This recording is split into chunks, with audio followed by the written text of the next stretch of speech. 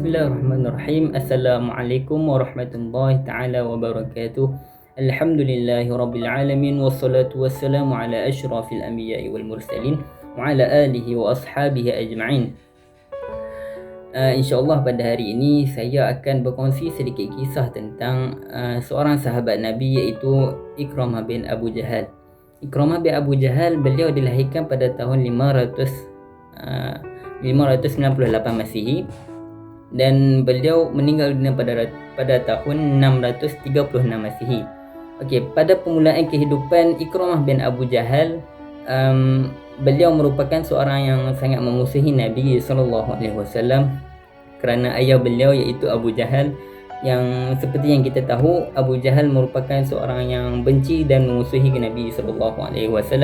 Ikramah bin Abu Jahal juga dia menyertai peperangan Badar, Uhud dan perang Khandaq menentang tentera-tentera Islam. Setelah daripada perang Khandaq, berlakunya peristiwa Fathu Makkah, iaitu pembukaan kota Makkah. Pada peristiwa tersebut, Ikramah bin Abu Jahal melarikan diri setelah tewas kepada kumpulan Khalid bin Al-Walid. Ikramah bin Abu Jahal melarikan diri ke Yaman dan bersembunyi di situ. Pada peristiwa tersebut, isteri Ikramah, iaitu Ummu Hakim memeluk Islam dan meminta perlindungan kepada Nabi SAW. Beliau juga meminta maaf kepada baginda Nabi SAW bagi pihak suami beliau, iaitu Ikramah bin Abu Jahal. Beliau meminta maaf dan juga memohon supaya Nabi SAW memberikan perlindungan kepada Ikramah bin Abu Jahal.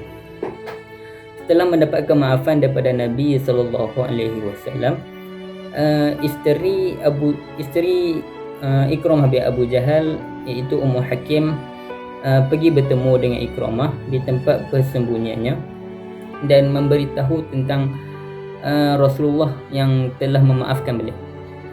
Setelah daripada itu, Ikramah bin Abu Jahal datang ke kota Makkah dan masuk ke majlis Nabi.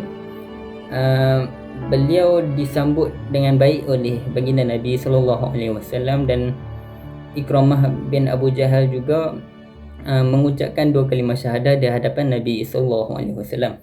Beliau juga berjanji akan menyerahkan seluruh jiwa dan raga beliau kepada agama Islam. Setelah daripada itu, Ikramah bin Abu Jahal menyertai pasukan tentera Islam dan beliau merupakan pahlawan yang penting di dalam pasukan tentera Islam. Beliau menyertai peperangan Yamamah dan peperangan menentang Nabi palsu, iaitu Musailamah Al-Kadzab.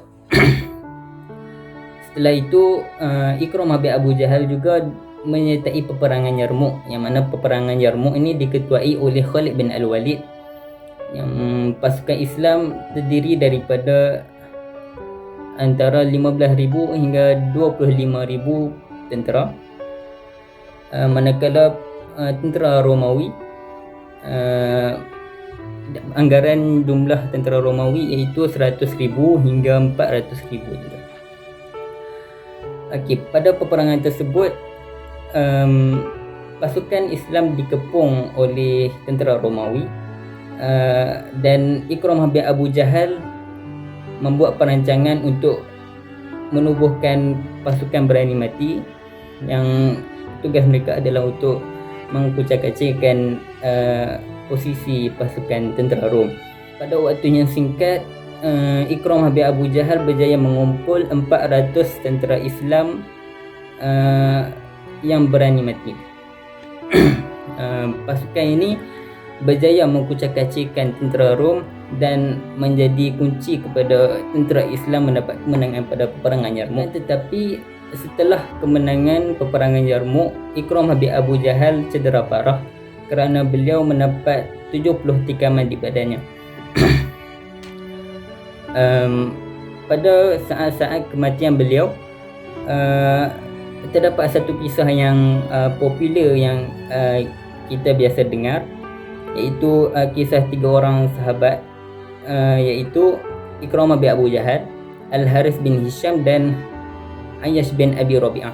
Pada waktu itu, Al-Harith berasa sangat dahaga dan beliau meminta air kepada pemberi air.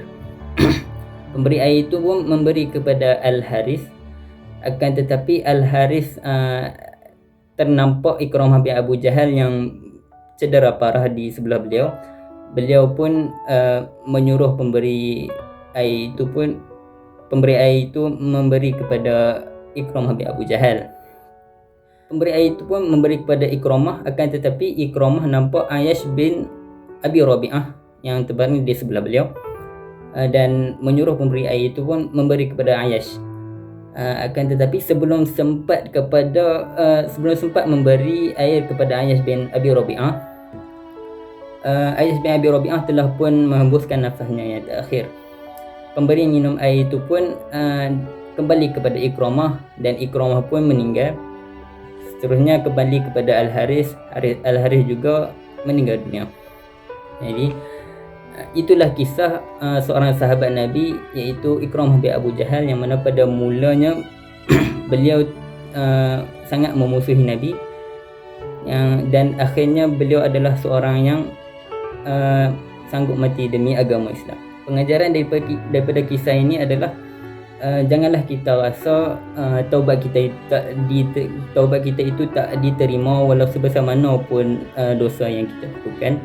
Dan pengajaran yang kedua, janganlah dipandang kehidupan seseorang itu pada awalnya, yang mana kehidupan seseorang itu lebih berharga pada akhirnya. Itulah sahaja daripada perkongsian saya pada hari ini. Wabillahi taufiq wal hidayah. Yang baik itu datang daripada Allah, yang buruk itu datang daripada diri saya sendiri. Wabillahi taufiq wal hidayah. Wassalamualaikum warahmatullahi taala wabarakatuh.